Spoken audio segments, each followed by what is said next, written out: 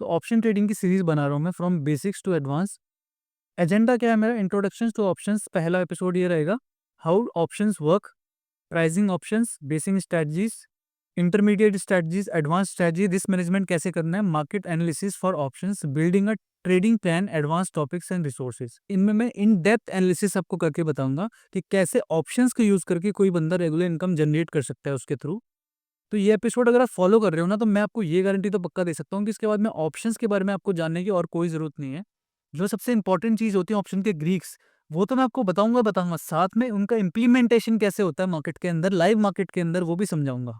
I will also explain you the volatility situations, कैसे volatility situations को handle किया जाता है, कैसे वॉलिटिलिटी हम समझते हैं। तो पहले इंट्रोडक्शन टू ऑप्शंस। ऑप्शंस क्या होते हैं? जैसे कि ऑप्शंस नाम से सजेस्ट हो रहा है कि ऑप्शंस होते हैं चॉइसेस। किस चीज की चॉइसेस? हेजिंग करने की चॉइसेस। जो ऑप्शंस है, ऑप्शंस का मतलब होता है चॉइसेस। किस चीज की चॉइसेस? हेजिंग करने की। अब हेजिंग का मतलब क्या होता है? What is hedging? हेजिंग का मतलब होता है insurance. Insurance of what? Insurance of your current ongoing position in the market. अगर आपकी कोई भी पोजीशन है मार्केट के अंदर, आपने कोई गोल्ड खरीदा हुआ है, आपने कोई स्टॉक खरीदा हुआ है, आपने डॉलर खरीदा हुआ है या बेचा हुआ है, जो भी किया हुआ है आपने, तो उसके अगेंस्ट में अगर आपको इंश्योरेंस चाहिए, तो आपके पास में ऑप्शंस को ट्रेड करने का बहुत एक अच्छा चॉइस है।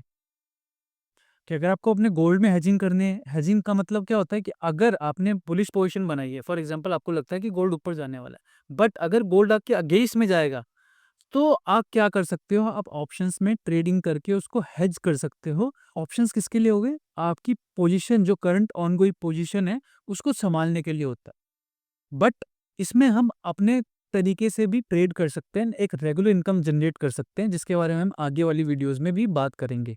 अब बेसिकली ऑप्शंस हैं, तो ऑप्शन का मतलब चॉइसेस। किस चीज़ की चॉइसेस? हेजिंग करने की चॉइसेस। दो चॉइसेस बेसिकली हमें मिलती हैं ऑप्शंस में। एक मिलती है हमें कॉल की ऑप्शंस, एक मिलती है हमें पुट की ऑप्शंस।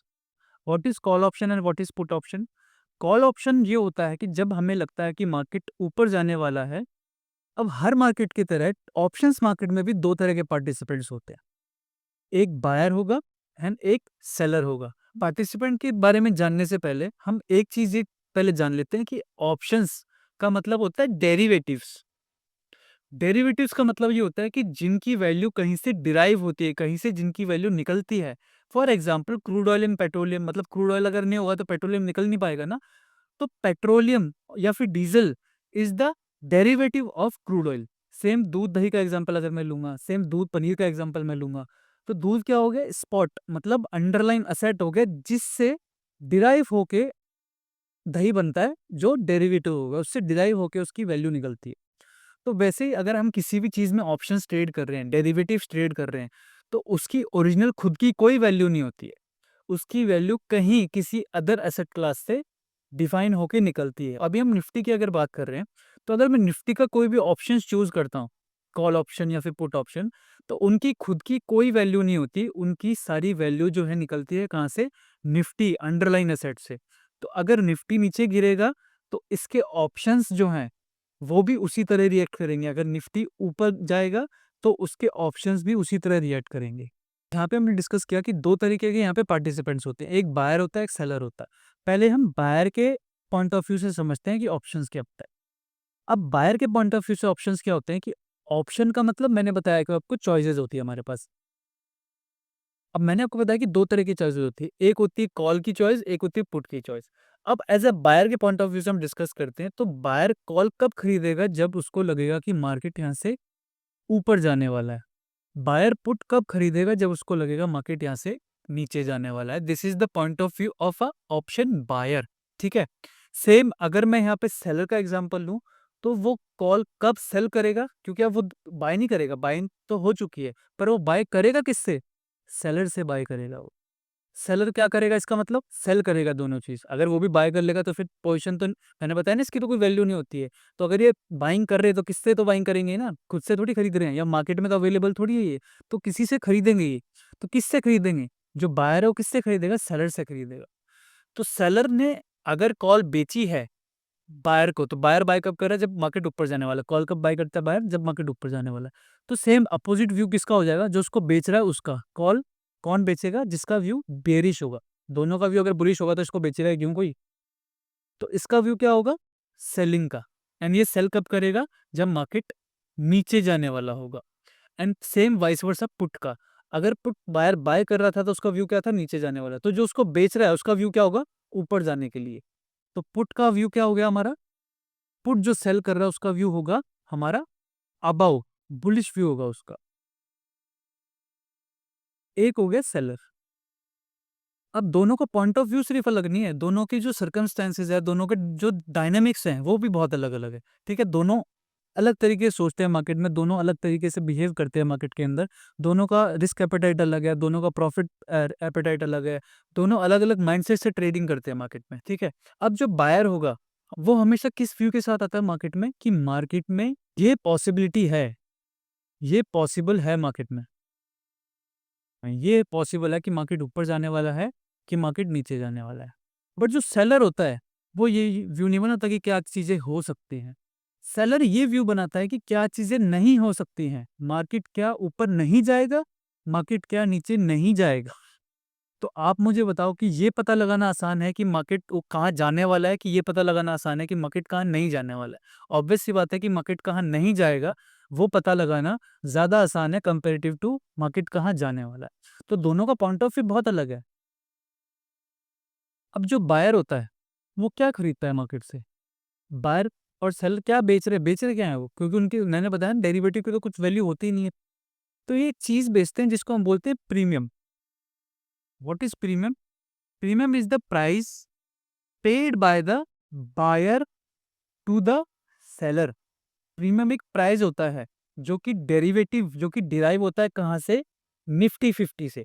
ठीक है, निफ्टी 50 से डिराइव होके जो प्राइस बनता है, जिसको कौन खरीदता है? बायर खरीदता है। मतलब बायर पेमेंट कर रहा है ना, जो खरीदता है वो क्या करता है? पेमेंट करता है ना। जैसे आप दुकान पे कुछ लेने गए हो तो आप पेमेंट करोगे ना, आप बायर हो। सेलर क्या करेगा? आपको सेल करेगा, बेचेगा वो क्या कर रहा है? क्रेडिट। मतलब आप उसको पैसा दे रहे हो तो उसके पास पैसा जा रहा है ना। सेलर के पास पैसा जाता है, किसकी जेब से जाता है? बायर की जेब से जाता है। ठीक है, समझना बहुत जरूरी है, इसलिए समझो इसको। अब आप मोटा मोटी ये समझो कि जो बायर की विनिंग प्रोबेबिलिटी होती है वो ऑलमोस्ट होती है 33% की। एंड जो सेलर की विनिंग प्रोबेबिलिटी होती है वो होती है ऑलमोस्ट 66% की। तो मैंने आपको बताया कि बायर क्या करता है? पे करता है। सेलर क्या करता है? रिसीव करता है। तो बायर ने फॉर एग्जांपल मान के चलते हैं कि 100 रुपए का प्रीमियम बाय किया, 100 रुपए का प्रीमियम बाय किया। तो अब इसका रिस्क क्या हो गया मैक्सिमम? जो बायर है उसने पेमेंट कर दी है, तो उसका मैक्सिमम रिस्क जो उसने पेमेंट करी है उसका ही तो होगा ना। 100 रुपए से ज्यादा उसको रिस्क नहीं हो सकता। तो इसका मैक्सिमम रिस्क कितना हुआ?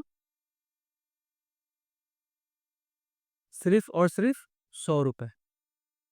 बट ये 100 रुपए जा कहाँ रहे हैं? ये 100 रुपए जा रहे हैं सेलर की जेब में। तो अब ये मैक्सिमम प्रॉफिट किसका हो गया? जो बायर का मैक्सिमम रिस्क होता है, that is the maximum profit.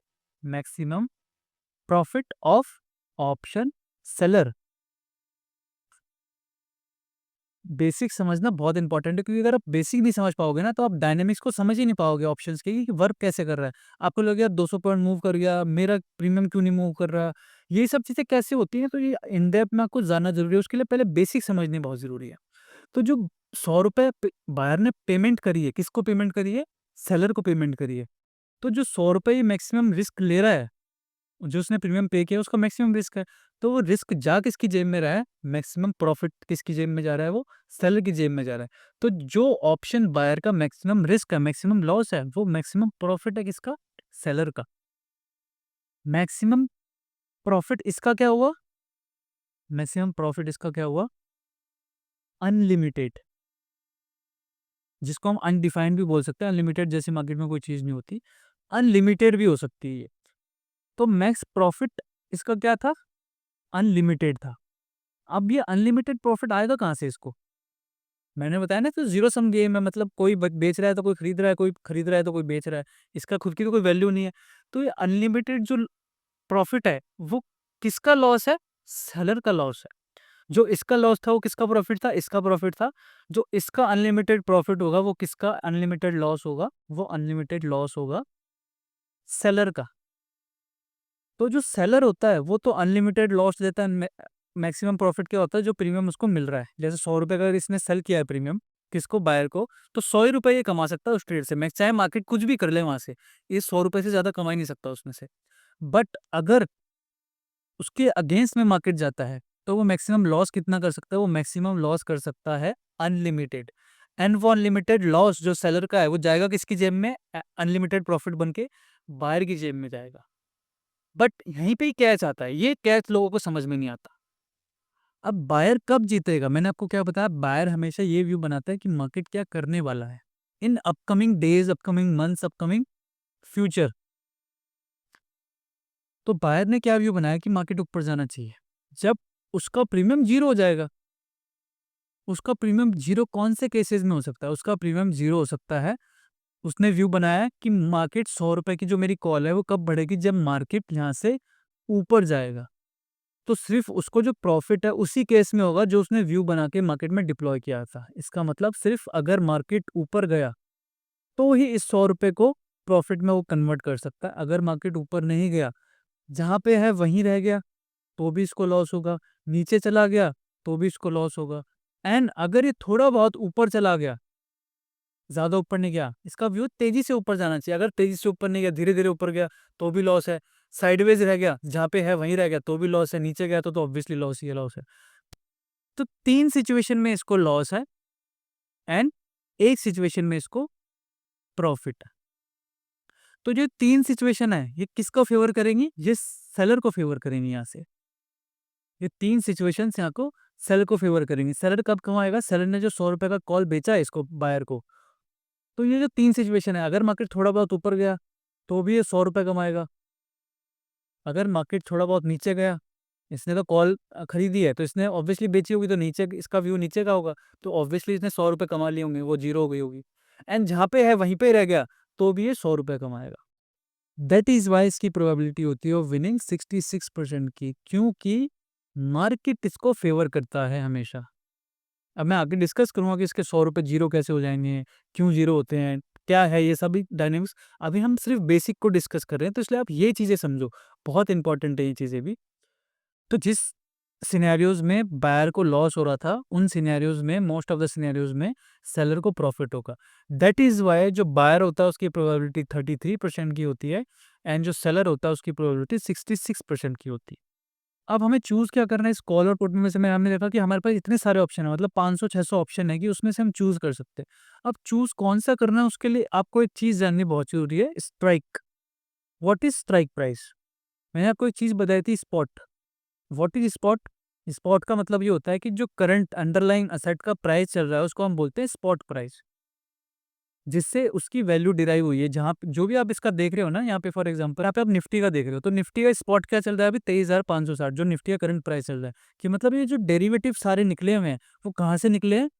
Nifty में से। तो निफ्टी क्या हो गया? स्पॉट हो गया। अब जैसे यहाँ मैं चेंज कर दूँ, बैंक निफ्टी कर दूंगा, तो ये जो सारे स्ट्राइक सारे हैं, ये जो सारे प्रीमियम सारे हैं, ये जो सारी ऑप्शन सारे हैं हमारे पास, ये किस चीज का डेरिवेटिव है? ये बैंक निफ्टी का डेरिवेटिव है। यहाँ पे अगर मैं चेंज कर दूंगा HCL एरोनॉटिक्स कर दूंगा अगर मैं यहाँ पे, तो ये सारे जो ऑप्शन सारे, ये सारे स्ट्राइक सारे, ये सारे प्रीमियम सारे, ये किस चीज पे आधारित है? ये है डेरिवेटिव HCL की स्पॉट प्राइस का। तो एक हो गया स्पॉट प्राइस जो कि आपको समझ में आ गया होगा easily. But what is strike price? दो तरह की प्राइस है। तो स्ट्राइक प्राइस का मतलब होता है, स्पॉट का तो मतलब जो करंट मार्केट प्राइस अभी चल रहा होता है उसको हम बोलते हैं स्पॉट प्राइस। स्ट्राइक प्राइस का मतलब ये होता है कि जिस स्ट्राइक पे आपका सौदा एग्जीक्यूट होगा उसको हम बोलते हैं स्ट्राइक प्राइस। अब सौदा एग्जीक्यूट करने पर मैंने आपको दिखाया कि हमारे पास बहुत सारे ऑप्शन है, कि मार्केट अभी चल रहा है कि 3,800 चल रहा है अभी HCL। तो मेरे पास यहाँ पे वो कितने 3,550 का भी ऑप्शन, खरीदने का ऑप्शन है, 500 का भी, बेचने का भी सबका ऑप्शन है। देखो यहाँ पे BA और S लिखा है, तो अगर मैं इसको बेच दूंगा तो बेच भी सकता हूँ, खरीदना है तो खरीद भी सकता हूँ, कुछ भी। तो इतने सारे ऑप्शन में से मैं क्या चूज करूँ, ये हम नेक्स्ट वीडियो में डिस्कस करेंगे। ऐसी और इन्फॉर्मेटिव वीडियोस के लिए फॉलो करो।